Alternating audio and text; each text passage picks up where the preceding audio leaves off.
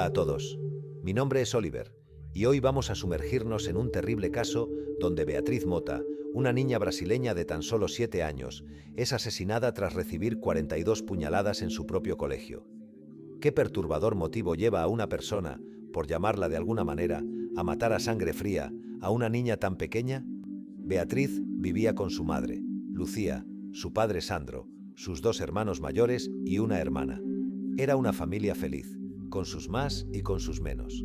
Pero lo que nadie sabía es que estas imágenes de su graduación serían las últimas que verían de Beatriz antes de que sucediera todo y este trágico revés de la vida pasara a recordarse como... Su trágica historia capturó la atención de la nación y cambió la vida de miles de niños. El caso permaneció sin resolver durante décadas y su familia juró que la muerte de su hija no sería en vano. Beatriz nació el 11 de febrero de 2008 y vivía con su familia en una granja en el área rural de Juazeiro, un municipio que comparte una zona metropolitana con una ciudad más grande cercana. Petrolina era la ciudad donde Beatriz y su familia pasaban mucho tiempo. Aunque el noreste de Brasil tiene reputación de estar lleno de crimen, corrupción y pobreza, el área alrededor de Petrolina es una región bastante rural con mucho espacio abierto y tierras de cultivo. Para los padres de Beatriz, este era el lugar perfecto para criar a su familia, especialmente porque podían vivir en una granja en el medio del país, pero viajar a la ciudad todos los días para trabajar y estudiar. Beatriz y su hermana mayor asistieron a una de las escuelas católicas más prestigiosas de la región, donde su padre, Sandro, trabajaba como profesor, por lo que toda la familia estaba muy unida a la escuela. Desafortunadamente, la escuela fue el lugar donde la vida de Beatriz llegaría a un trágico final, en un evento que todavía está rodeado de misterio después de más de media década. El jueves 10 de diciembre de 2015, justo al inicio del verano en el hemisferio sur, se celebraba la graduación de los jóvenes. Miles de padres y madres irían a la escuela esa noche para ver a sus hijos graduarse. Durante la ceremonia en sí, Beatriz estaba al cuidado de su madre, pero en las fotos puedes verla con su padre y con otras personas en primera fila. Era una niña risueña que no paraba quieta y siempre rebosante de felicidad. Imagínate, una niña de 7 años, llena de energía, en un lugar donde tenías que estar sentado durante horas. Esto no era muy compatible para ella. Beatriz fue vista por última vez por su madre alrededor de las 10:00 de la noche, mientras la ceremonia aún estaba en pleno apogeo. Unos minutos después, Beatriz le dijo a su madre que iba a buscar agua de una fuente cercana, ubicada en el patio de la escuela. Sin embargo, pasarían minutos sin que Beatriz regresara, y Lucía comenzaría a buscar a su hija. Cuando Sandro se liberó de sus obligaciones como profesor en la graduación, alrededor de las 10:25 de la noche, se entera de que Beatriz no ha sido vista en varios minutos. Dado que se trataba de una escuela privada, con guardias de seguridad y solo una entrada y salida, los padres no entran en pánico todavía, pero comienzan a buscar seriamente. Alrededor de las 10:45 de la noche, Sandro sube al escenario, haciendo una pausa en la banda que estaba tocando para llamar a su hija, pero seguiría sin aparecer. El personal empezó a movilizarse para buscar a la niña, y minutos después se podía escuchar un alboroto afuera del auditorio de la escuela, una mezcla de gritos angustiados y llantos. El cuerpo de Beatriz había sido encontrado por un guardia de seguridad dentro de un armario casi vacío al lado de un gimnasio abandonado de la escuela. Un incendio causado unos meses antes había llevado a que esta parte de la escuela se cerrara, pero un guardia de seguridad había entrado para buscar a la niña y la encontró en la esquina trasera de este armario quemado. Llamaron a la policía momentos después, mientras las familias comenzaban a salir de la ceremonia en medio de esta tragedia. Varias personas permanecerían en la escena para consolar a la familia de la niña y dar declaraciones a los investigadores que comenzaron a llegar justo después de las 11 de la noche. Después de que la policía llegara a la escuela, la escena fue acordonada y el cuerpo de la niña fue llevado a Juazeiro, la ciudad adyacente a Petrolina, donde se realizó la autopsia. Allí se determinó que Beatriz había sido apuñalada docenas de veces en el pecho, el estómago y a lo largo de sus brazos y piernas. Su autopsia confirma un total de 42 puñaladas, que la entonces delegada Sara Machado afirmó habían sido infligidas por un asesino que estaba lleno de rabia. Originalmente, se especuló que el motivo del asesinato de Beatriz había sido personal, debido a este exceso de violencia que parecía haber sido causado por algún tipo de motivo emocional. El arma del crimen, un cuchillo, fue encontrado en la escena del crimen, habiendo sido dejada a medio enterrar en el abdomen de la joven víctima. Si bien los informes en los medios locales describirían este como un cuchillo de carnicero normal y corriente. Además, el informe revela que no había signos de que hubiera tenido lugar algún abuso sexual y que fue asesinada en el mismo lugar donde se encontró el cuerpo. Durante la autopsia del cuerpo de Beatriz, las autoridades tomarían múltiples muestras de huellas dactilares, cabello, sangre del cuerpo y del arma homicida, así como muestras de piel de debajo de las uñas. A medida que se documentaba toda esta información, la policía comenzaría un registro total del área, no solo intentando hablar con todos los que habían estado en la graduación. Los investigadores aprovecharon la oportunidad de que tanto padres como un equipo profesional que fue contratado habían grabado y hecho fotografías en la graduación, por lo que se les pidió a todos que enviaran toda la información a la policía para que pudieran comenzar a reconstruir la serie específica de eventos que habían llevado a la muerte de Beatriz y, con suerte, construir una línea de tiempo coherente. A través de la gran cantidad de fotos tomadas y el material grabado, los investigadores pudieron rastrear los paraderos de Beatriz y los miembros de su familia a lo largo de la noche. Las últimas imágenes que los investigadores pudieron encontrar de Beatriz fueron de las 10:09, que muestran a la niña alejándose de su madre, dirigiéndose hacia la fuente de agua en el patio de la escuela. Aquí es donde fue vista viva por última vez, encajando perfectamente con la línea de tiempo que los investigadores habían establecido. Desde aquí, no existe material adicional donde se vea a la niña, firmando su muerte aproximadamente entre las 10:15 y las 10:30. Se especuló que el asesino probablemente tenía cierto conocimiento de la escuela.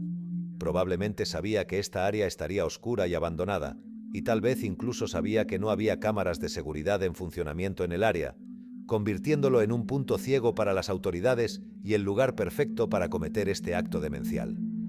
En febrero de 2016, aproximadamente 2 meses después del asesinato de Beatriz, la policía publicaría un boceto digital de un posible sospechoso. Todos estos testigos afirmaron haber visto a esta persona cerca de la fuente de agua, donde Beatriz fue vista viva por última vez.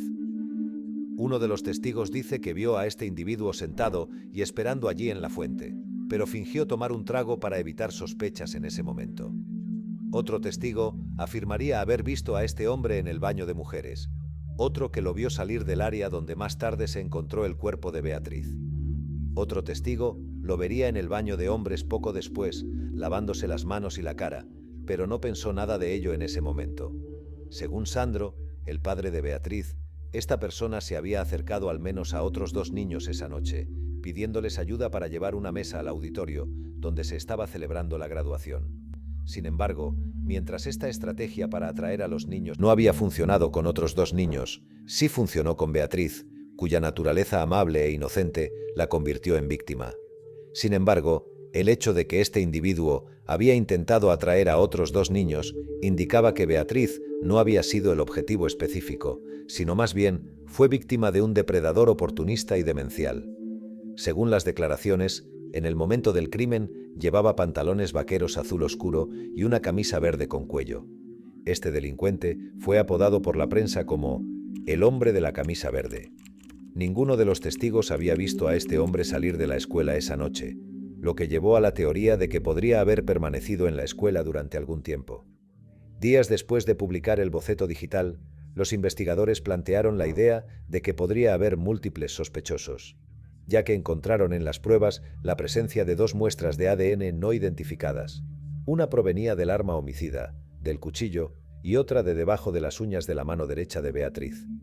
Ambas muestras parecían provenir de diferentes hombres, así que las autoridades empezaron a especular públicamente que más de una persona había estado involucrada en el asesinato de Beatriz, habiéndola asesinado en un lugar separado y luego transportando su cuerpo al armario en el que luego fue encontrada. En los años posteriores, los investigadores no han aclarado dónde creen que Beatriz fue asesinada, pero han insistido en que no fue asesinada dentro del armario. refutando aparentemente lo que habían dicho al principio, sobre que no había señales de que hubiera sido llevada o arrastrada al armario. Al mes siguiente, la policía anunció que hasta 5 personas podrían haber actuado en conjunto para llevar a cabo este asesinato, incluyendo a funcionarios escolares. Las autoridades alegaron públicamente que estas 5 personas habían permitido que desaparecieran 3 juegos de llaves. Estos 3 juegos de llaves habían sido reportados como desaparecidos el 25 de noviembre, aproximadamente 2 semanas antes del asesinato, y las autoridades especularon que esto se debía a la naturaleza premeditada del crimen. La policía también alegó que las luces se habían apagado en el corredor que conducía al antiguo gimnasio, cerca de donde se encontró el cuerpo de Beatriz. A pesar de que estos 5 individuos fueron públicamente sospechosos que cooperaron en el crimen, o al menos de intentar obstruir el caso, no hubo evidencias que los vincularan de manera directa. Casi toda la información revelada por las autoridades parecía ser increíblemente circunstancial, y algunos en los medios de comunicación captaron esto, alegando que la policía solo estaba pegando tiros al aire esperando a que cayera el pájaro. Aunque ninguno de estos 5 miembros del personal sería acusado, serían despedidos de sus puestos en las semanas siguientes. Mientras tanto, durante ese tiempo, un fiscal adjunto comenzó a especular públicamente que Beatriz había sido asesinada dentro de la escuela privada católica por algún tipo de motivación religiosa, insinuando que había algún tipo de motivo subyacente vinculado a rituales satánicos o de magia negra. Como podrás imaginar, no pudo ofrecer ninguna prueba de esta acusación.